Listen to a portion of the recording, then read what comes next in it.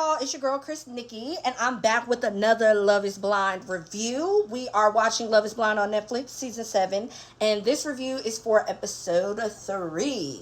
And I have my Love is Blind notepad. Y'all know I'm being on theme, so just like how they have in the pads, my notes will be from my Love is Blind notebook. First off, we have Taylor and Garrett reveal. And you remember, they were our first couple to get engaged, even though I really thought it would be Tyler and Ashley. But they hit it off. They're both attracted to each other. Couldn't keep their lips and hands off of each other. So, yes, I think that went great. They are the first to be able to get out of these ghetto dating pod streets. And next we go to Ramses and Bodie. Side note, is it Ramses? Because usually people spell like that is Ramses. So is it Ramses? Because that's how Marissa says it. Anyway, I'm going to say Ramses. So Bodie and Ramses find out that they're both talking to Marissa. Oh, it's getting hot in the kitchen. And it makes sense because they actually have a lot of similarities. So I can see how she would end up with two guys like that. But they're looking like, how you end up with him? How you end up with him? Because they can actually see each other and get to talk on a daily basis to know, like, okay, but we also have major differences. So I thought that was hilarious. Marissa and Bodie in the pods, they talk about how many times they've been in love. And she says she's been in love. What was it? Like, one time I think she said. Yeah.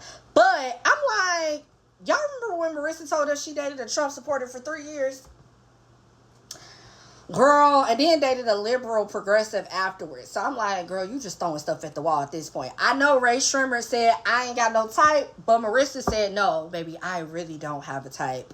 Who? He voted for who? He does what? Confederate flag? Oh, no problem.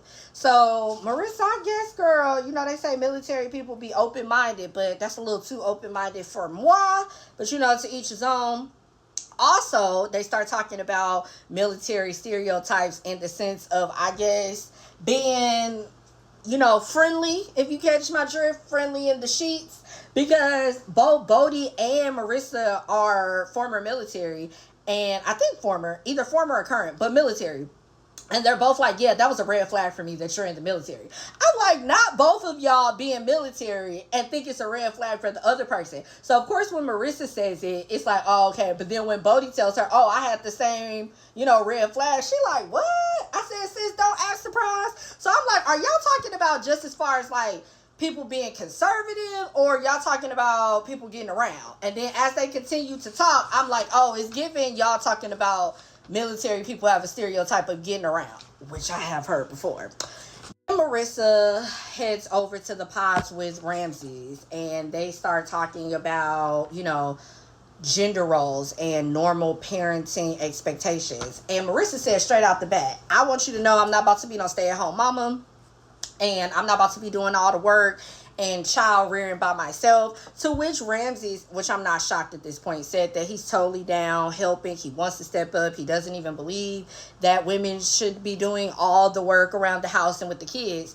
And she goes even further to say, like, because I'm in law school and I'm not doing this to just not be a lawyer, she's like, I'm going to be living a pretty hectic life career-wise. So she's like, I actually wouldn't mind if you were the stay-at-home parent.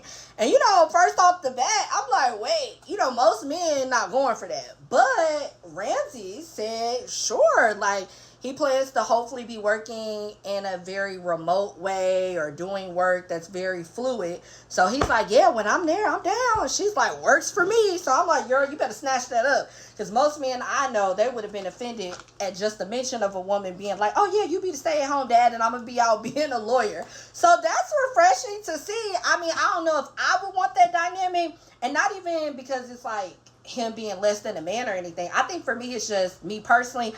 I would feel like I'm taking care of a grown man. And it's just no way that I'm going to be out here, on my Johnny Cochran and you at home eating Cheetos with the kids doing finger painting. It's just something about me personally that wouldn't work. But that's why it's good for her, because it works for her. And we love that for you, Marissa. And then we get to Tim and Alex. And Tim, those red flags I had about you in episode 1, you were doing good in episode 2. Now I'm feeling them again, because why did he say he's a dog?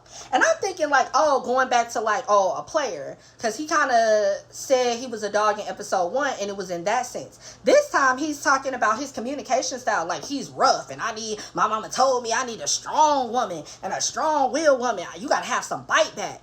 To me, that read as I'm combative, I'm argumentative, and I'm letting you know I'm gonna be a handful, and I'm gonna be rah-rah, and I don't want anybody that's too sensitive, so when I pop off, you can send it back instead of me looking like the bad guy. Absolutely not. Return to sender. I rebuke it and bind it in the name of Jesus. But love that for you, Alex. Yeah, and then what else? Oh, my faves, Tyler and Ashley. It's Tyler's birthday, and Tyler is so thoughtful. It's his birthday, yet he still makes sure she had a surprise waiting on her, and she got him balloons and a piece of cake and all of these things, and then he proposes on the spot. Won't he do it? Won't he do it? You remember, I thought they were going to be the first couple, but we'll take second. It was very beautiful. Of course, she says she will, because come on, let's not act like we don't already know they're going to be the couple of the season.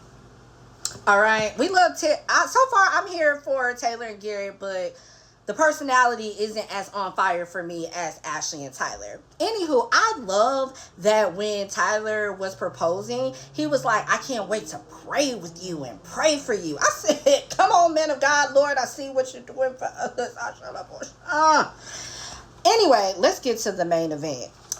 Leo is crazy, and can't nobody convince me otherwise. How do you go from being, I'm 50-50, you got Britney sliding down the wall doing the Lifetime movie White Woman Cry, and she just won't, please, and he's, I just don't know. I will not be making, I don't know. And then as soon as my girl Hannah dropped the Uno reverse draw 4 card and tell him, I'm actually going to pursue my other connection because Nick is over here telling me he loved me, he ready to go. Nick said, I'm waiting on you. So all of a sudden, Leo got the clearest mind. He knows exactly what he wants. It's always been Hannah. Oh, I didn't even know you had strong feelings. I would have been telling you I love you and want to marry you. Sir, what did you think we were here for? To play Parcheesi and Scrabble? What's going on? And you knew she had another connection. So it's almost like you were banking on her just pining after you like poor Britney is doing, because you know she don't even have another option, which is why I really feel like you playing in her face like that. Anywho, it's the fact that once Hannah tells him like, I'm pretty serious with Nick, I'm gonna go with him, that's my man, Leo just goes into this whole like psycho rage, manipulative, and I'm glad she eventually caught it. That was a narcissist live. I felt like that was watching like live footage of a narcissist hooking their supply for the first time. Scary. And as it kept going, it was getting worse. I was like, this man is insane. Y'all, he is not right in the head. Like, I was scared. Like, I literally wrote in the notebook, something is wrong with this man. Run, girl. Somebody call the police. I was like, but I'm glad my girl was like, she got out of there. She was crying so hard, she had to like walk out. She couldn't even take it no more. Like, so I'm like, So, Leo and Britt, he's still telling her though, he don't know. Meanwhile, Hannah knows the real. So I'm just like, I think it comes down to he just can't fathom not being picked. It's his ego. And I'm glad that Hannah is like, no, boy, bye. Nick is my man. It is what it is. Like, he's really selfish. Like, I'm legit scared. Like, at this point, this is not even just a review. Like, even in the real world, watch out for men like that. Like, the way he was able to flip like that.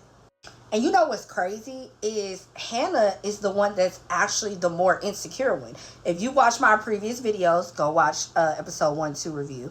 I've been dragging Hannah for being like, girl, you are projecting and being insecure on this poor man, talking about Nick. And ironically, Britt was the one that came, I'm the trophy wife, I only date athletes and this, that, and the third. And yet the roles have reversed. Hannah's the one standing on business and Britt is just folding. I'm like, Britt, what's going on? Stand up, girl. So I'm just surprised at how the tables have turned, child. And also, that stunt he pulled asking about rings, even though you're still 50-50, diabolical, as the kids would say. And she even told him this feels weird. And that goes back to him being a narcissist, not respecting boundaries. You don't even know if you want to be with me, but you're asking about my ring size. The devil.